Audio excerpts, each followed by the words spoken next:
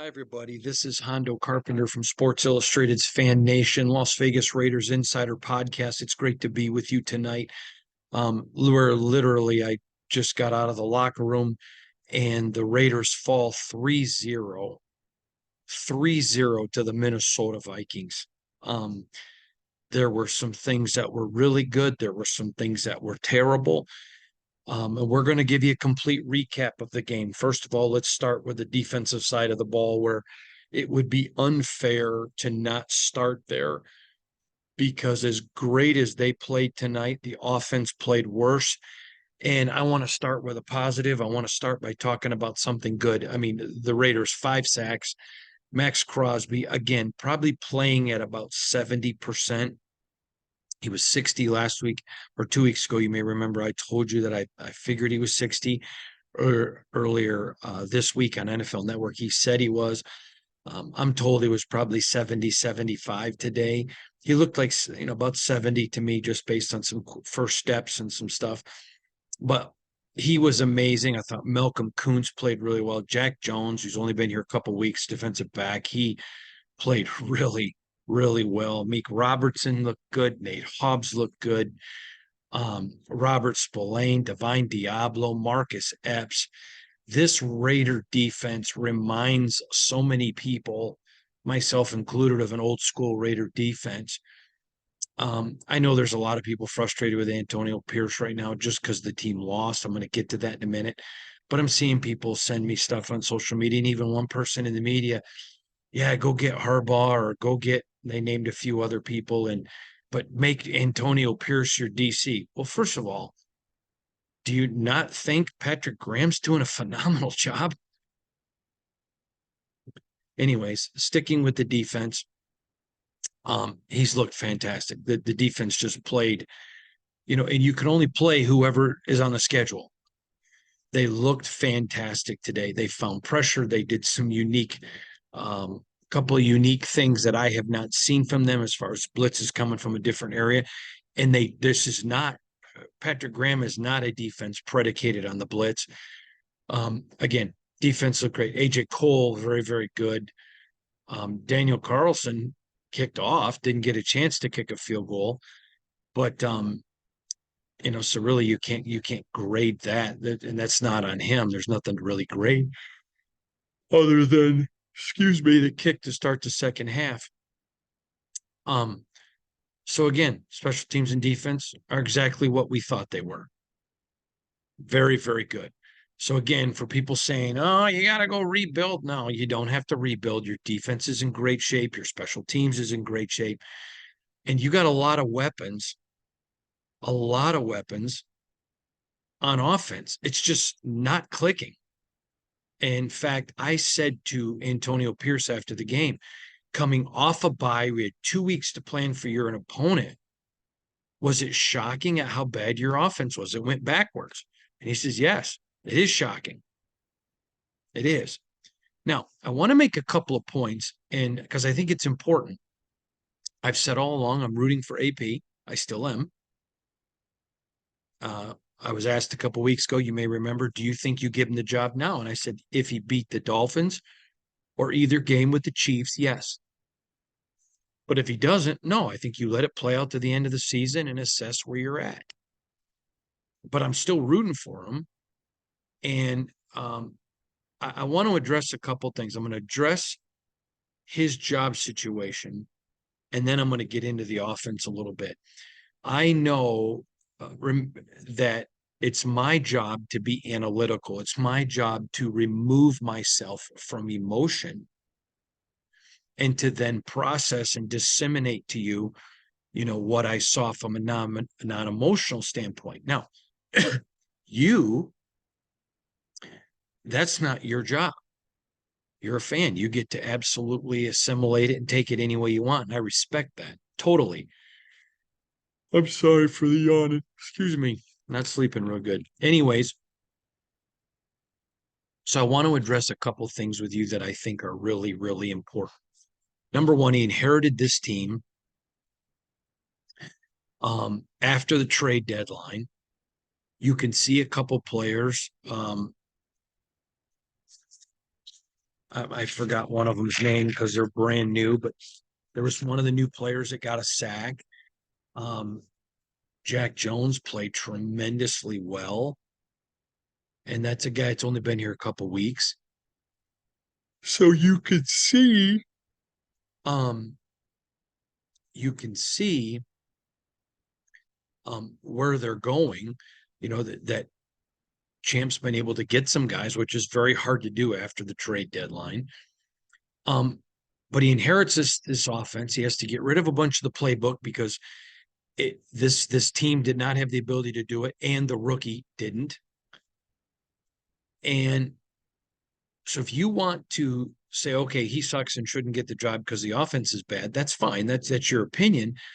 I'm sorry. There are a lot of things they are doing right. They only had 4 penalties. You know, that's manageable. They're competing. They're showing up, they're competing, and they're fighting. They're fighting. And I think that's all on AP. Okay. He hasn't had the top two offensive guys, Josh McDaniels, Mick Lombardi out, Bo Hardegree, first time. And there's a lot of things about the play calling. I just scratch my head. I'm going to ask Bo about it this week. That didn't make sense to me, but he's learning as well. So it isn't like AP was able to go out and hire, a top tier offensive coordinator. Now, doesn't mean that Hardegree maybe one day won't be one. I don't think we've seen enough to make a decision that he can't be. He's a rookie making rookie mistakes as a coordinator, and that happens. But I don't think you throw AP away yet.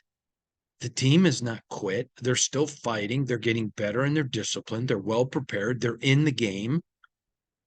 Are you going to tell me it's AP's fault that Hunter Renfrow fumbles? Is it, AP's fault that they can't get a drive to go anywhere? Sorry. I'm just being a realist. I hope he gets it. Do I think he should get the job today? No, haven't seen enough. But I'm rooting for him to get it. And I have said if the Raiders continue on the trajectory that they were and got to 9 wins, 10 wins, and didn't hire him, there'd be a mutiny. And there would be. They can still get to 9. It's very difficult. I think 8 probably is their ceiling right now, probably, if they get the offense fixed. But the offense was, a couple things that you need to remember. Colton Miller, one of the best left tackles, didn't play at all. And Josh Jacobs was hurt early. That's why they had to go away from the running game. Now, it clearly tells you that they're in the market for a new running back because with Josh Jacobs can't perform, and Zamir White not being in there tells you everything you need to know. All right. Nice having you, Zeke. Love you. Great kid. But for whatever reason, this organization doesn't believe you're able to step in and be the number 2. And you didn't see an Amir Abdullah or a Brandon Bolden, getting 25 carries, obviously. So when Josh goes down, who's arguably one of the best, if not the best running back in all the NFL and one of the best left tackles, okay, you're going to be affected. Not this bad. This was chicken crap, and I'm not going to try to sell you chicken salad. It's crap. Just terrible. If that offense would have been arrested tonight by the Metro PD for being an NFL offense, there would not have been enough evidence to convict them. Okay. It's just the reality of it. It's a win league. I'm not attacking any of their character. They're good guys. It's just what it was. It was not a good performance. Terrible performance by the Raiders offense tonight. And it cost them a game. Make no mistakes. This game was not lost because of AP. It was not lost because of anyone in the special teams, and it was not lost by anyone on the defense. It was lost by every single offensive player. You lost your team this game. It's a reality. And to present it any other way would again be trying to sell you chicken salad out of chicken crap. And I'm not doing that to you. Just the reality. Now, it's also the reality Josh Jacobs wasn't healthy. It's also the reality Colton Miller didn't play. Those are all germane. It's also the reality that Hunter Renfro, a Pro Bowl wide receiver, fumbles in the red zone. In the red zone. Unacceptable. Can't make those mistakes. Rookies, yeah, if it had been Michael Mayer caught a ball and got hit and fumbled, you say, all right, rookie mistake sucks, but it's a rookie mistake. No, this is a guy that went to a Pro Bowl, paid big money. You get a change in the regime. You're getting there now to be more active. You can't have those fumbles. Okay, Aiden O'Connell. I was 100% convinced for good reasons that I can't get into that they were going to be more aggressive.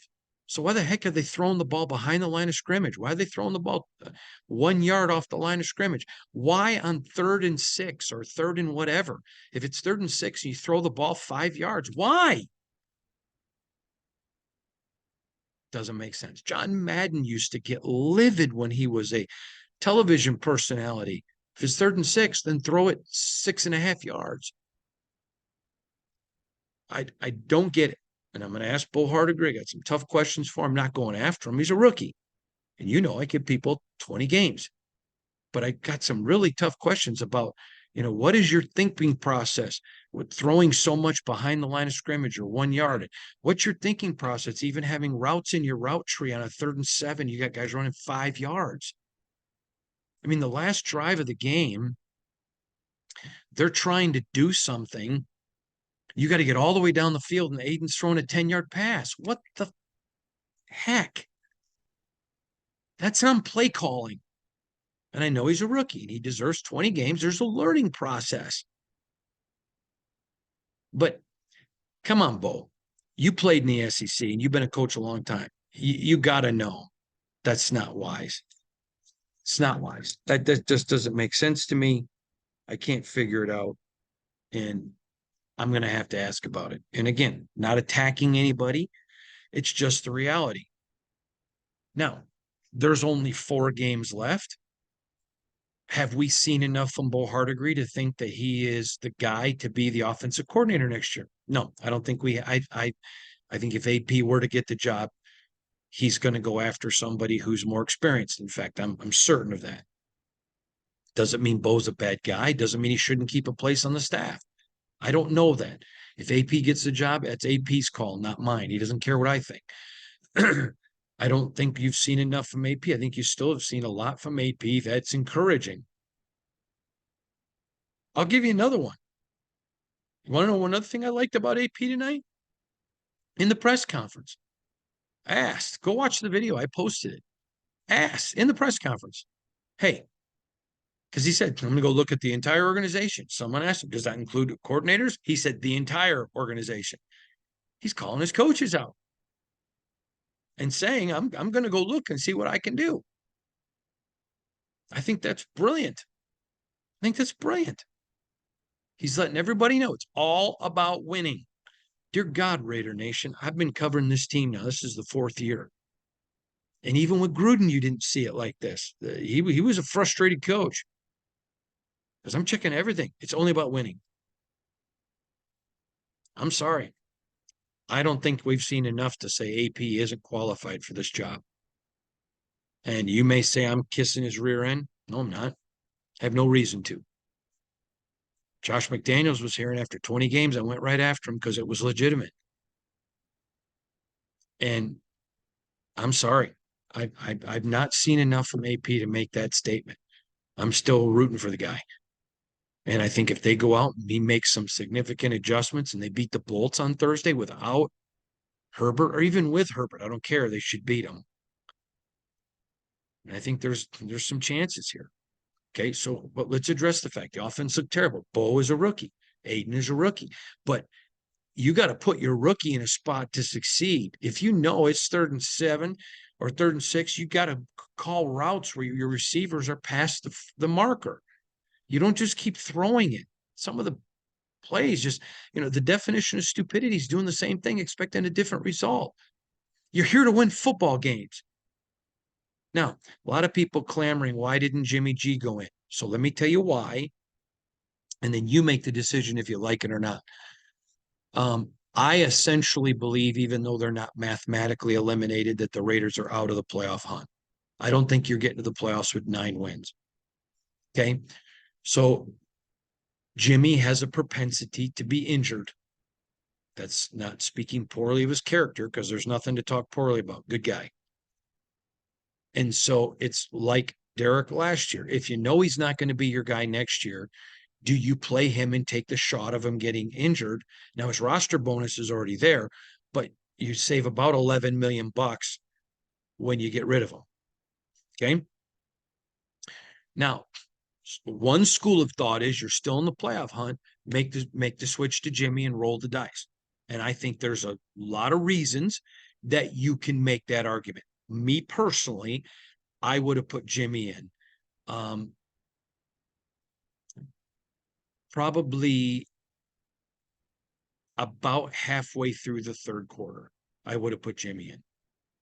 I think you've seen enough now from Aiden that you can't rule him out as a potential QB1 in the future. But I think you've seen enough from now to know, okay, we got to go get somebody else in the draft, and it needs to be somebody with mobility. You've heard me say it a lot. I think you got to have a cornerback who is able to move things with his legs. You saw a couple plays tonight where Aiden actually did that. I tweeted about one. I don't remember when it was. I don't have my notes here because I went off my notes for this podcast. I may go back to him for tomorrow, but where he went to his right, was able to find a guy down the field. But I think it's too soon to say he can't be a QB1 in this league. I think it's too soon to say he is a QB1 in this league. And so that means, to me, you got to go get a guy in the draft. You got to go get somebody. And dear God, it's got to be somebody with mobility in their legs. I expect the Raiders to have a minimum of 2, possibly 3 quarterbacks next year new, but a minimum of 2. That's just the reality of the situation. It is what it is. But so if you know Jimmy's not your guy, like with Derek, do you put him in there? Now, again, I would have, because to me, it's about winning now. Years ago, the Detroit Tigers traded my buddy Johnny Smoltz, who went to Waverly High School. Well, actually went to Lansing, but whatever. Went to Catholic Central, then went to Waverly. But they traded him and some other draft picks, the Tigers did, to Atlanta to get Dole Alexander. The Tigers went on and won the World Series. Well, Johnny Smoltz went on to become a great pitcher, and I mean, to be a great elite pitcher. And I love Johnny. Good guy, friend. But for years, you heard Tiger fans bemoaning the trading of Johnny Smoltz, and I get it. But then you have to remind them they won a World Series. You don't trade World Series. Now, that being said, you have a chance for the playoffs. I probably would have went with Jimmy. I don't think it's a Super Bowl team, so I think that gets in my crawl a little bit, but I'm competitive. I would have went with Jimmy somewhere in the third quarter. They made the decision not to.